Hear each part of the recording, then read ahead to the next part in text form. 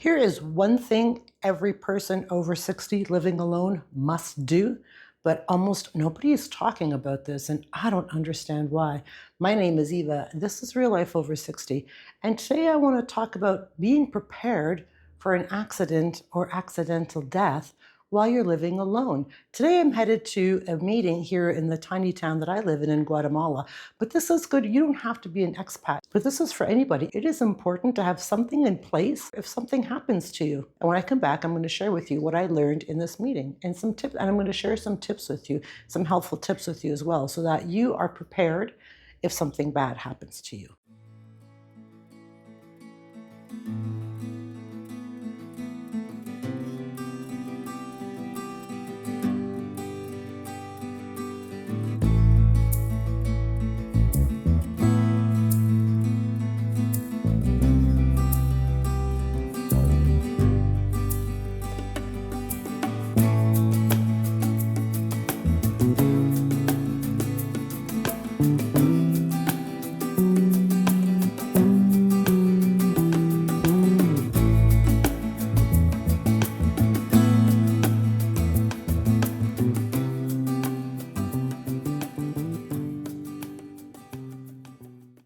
So I just came back from that community meeting, and wow, there was so much valuable information in there.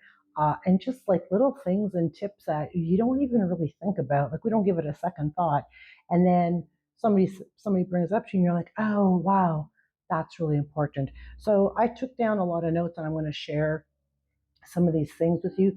First and foremost, which is actually a no brainer, but I haven't even really thought about this, is that you should have an emergency contact number in your phone or in your wallet or something. I don't even have an emergency contact number. And here I am in Guatemala. I mean, I could use my sisters or my son as an emergency contact number, but they live in Canada. So, and another thing they did at this meeting, they gave us some cards too. You should have it is an emergency information card in your wallet, in your purse, in your coat pocket, wherever.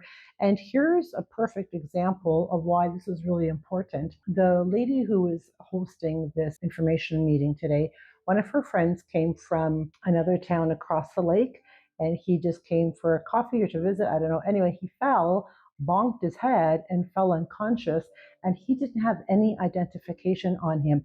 So the authorities, the locals, literally had to post his picture, his face, on Facebook to see if anybody recognized him so that they can contact them to find out, to get his ID. That's how they found out who this person was, because he had no identification on him. So it's important to have a card in your wallet, wherever. Have a card, and this card has your name on it, your date of birth, because I'm an expat, it has my nationality, so I'm Canadian, your emergency contact number. Also, if you have a doctor that you prefer, your main doctor or whatever, and your blood type, also very important, and if you have any allergies to medication. So this card is gold right here, because if I fall, even if I'm out and I get hit by a car or something, or a chicken bus or a tuk-tuk, at least they're going to know who I am, even if I don't have my passport on me or any other identification, which I don't carry my passport with me. I don't really carry any identification with me. This card is going to tell them who I am, where I come from. There's going to be an emergency contact number, my blood type, everything that they need, to at least be able to identify me and call somebody to let somebody know, hey, we found Eva.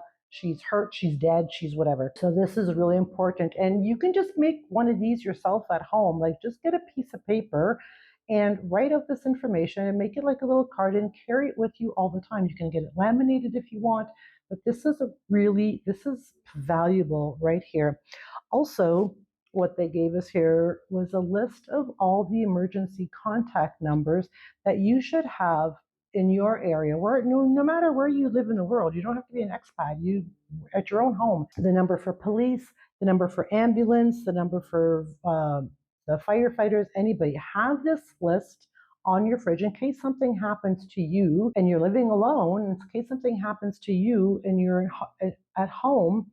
and any kind, something caught on fire, I don't know, whatever emergency, at least you have a list of emergency numbers you can call. Like, you can run out of your house, grab this list, run out of your house, and make the calls or whatever. So anyway, a list of emergency numbers on your fridge, super, super important. This also is a very valuable piece of information. They also talked about, if you have an accident, we're going to just say accident or death, all right? If that happens to you, it's also really good. It's a good idea to have your PIN.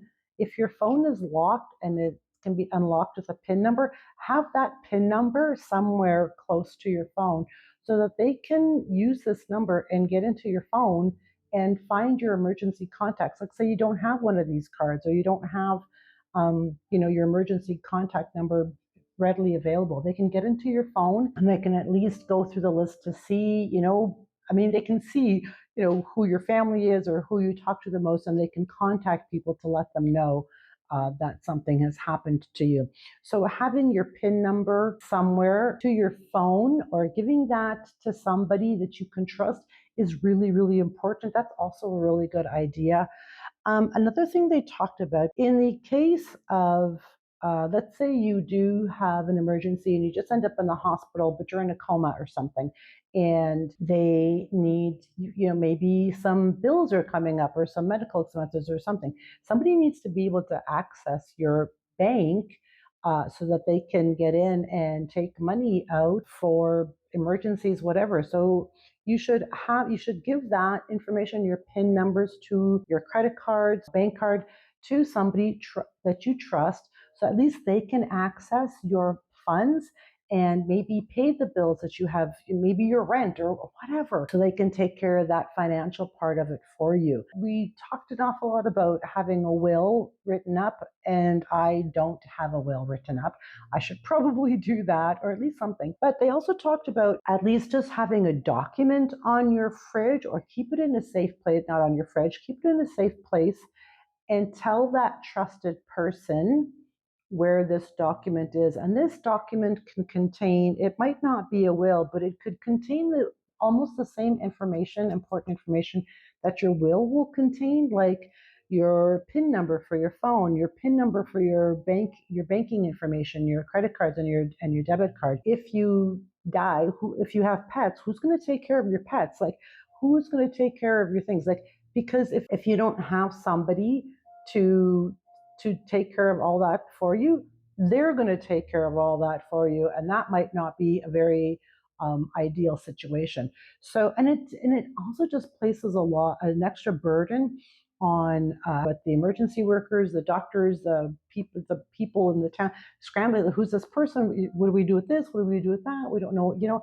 So it just really makes the transition. I mean, maybe you're dead and you don't care, but you should still kind of care about the people who have to kind of pick up after, to sort out your things. That's kind of important. Having a piece of paper, you should have a will. I don't. I will look into getting that. Do you want to be cremated? Do you want to be, is there a DNR? Do you want to have a DNR order put on, tagged on your toe?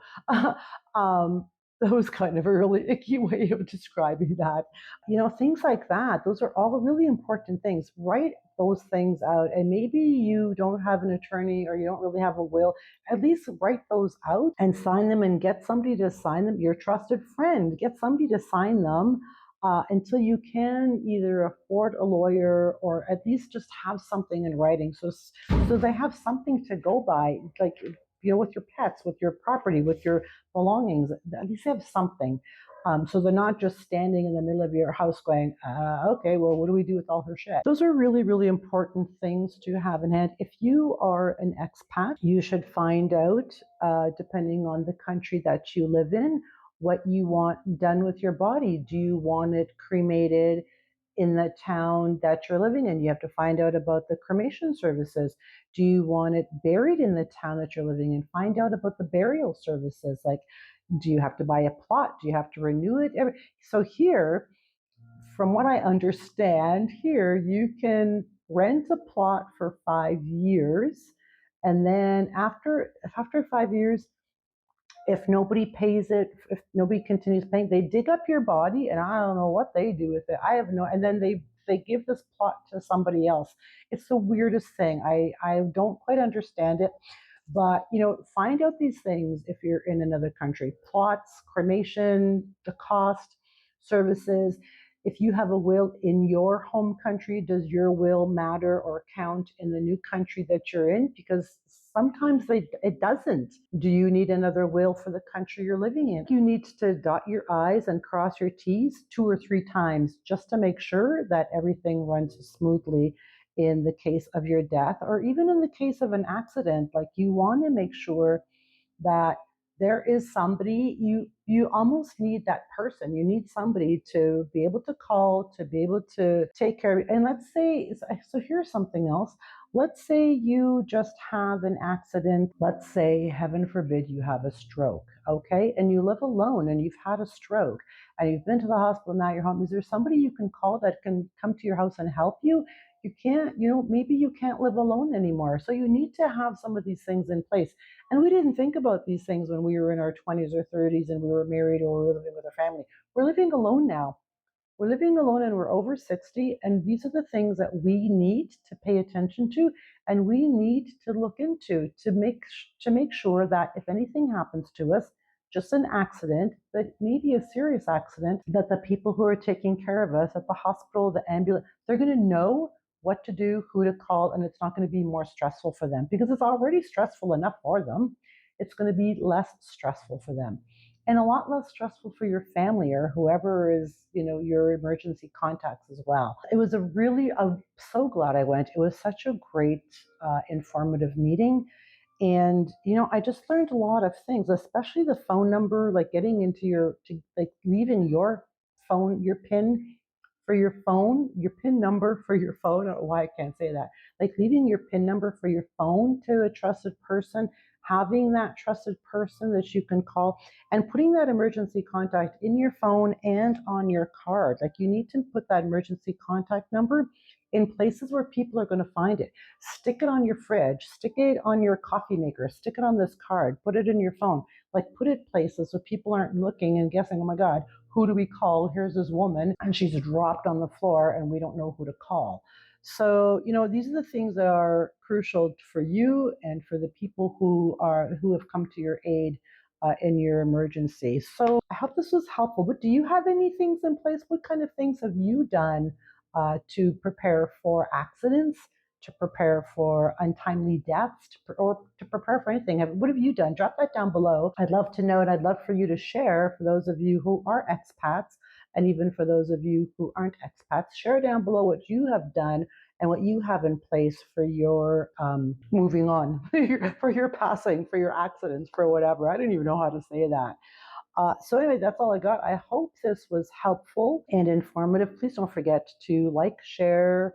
Sharing is very important to get get that message out and let people know that these are the things that they need to put in place. Comment, subscribe. Please don't forget to comment, subscribe. And also, when you do all those things, it trips the YouTube algorithm and it lets YouTube know that I'm really cool and my video is really helpful and informative and cool, and they need to show it to more people. I upload twice a week and we talk about all things aging. I hope you all have a wonderful day. Goodbye from beautiful Guatemala.